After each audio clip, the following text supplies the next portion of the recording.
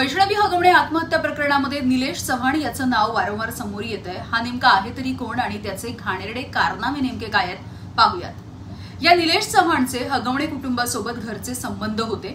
निलेश हा बांधकाम व्यावसायिक होता आणि पोकलेन मशीनचा सुद्धा तो व्यवसाय करायचा। 2018 मध्ये निलेशचं लग्न झालं होतं, मात्र जानेवारी 2019 मध्ये निलेशनं अत्यंत घृणास्पद असं कृत्य केलं। 2019 मध्ये निलेशनं फॅनच्या स्पाय कॅमेराच्या सहाय्याने बेडरूम मधल्या आपल्या पत्नीचा व्हिडिओ शूट केला। एक दिवस निलेशच्या बायकोने त्याचा लॅपटॉप उघडून बघितला आणि त्याच्यामध्ये त्यांच्या शरीर संबंधांचे अनेक व्हिडिओ तिला सापडले।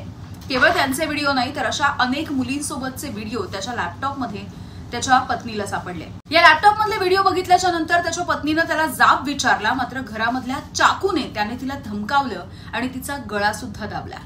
निलेशच्या पत्नीने निलेशच्या आईवडिलांना, कुटुंबामधल्या इतर लोकांना या सगळ्या संदर्भातली माहिती दिली, मात्र त्या सगळ्यांनी त्याच्या पत्नीचा छळ करायला सुरुवात केली। अखेर हे सगळं झाल्याच्या नंतर निलेशच्या पत्नीनं घर सोडलं। तिने पोलिसांमध्ये जाऊन तक्रार दाखल केली। 14 जून 2022ला निलेश चव्हाण याच्यावरती गुन्हा सुद्धा दाखल झाला। त्याला अटक सुद्धा झाली होती, मात्र नंतर त्याला जामीन सुद्धा मिळाला। निलेश चव्हाण याचे हे गुन्हे अत्यंत धक्कादायक आणि तितकेच गंभीर आहेत, मात्र विकृतीचा कळस गाठणारे आहेत।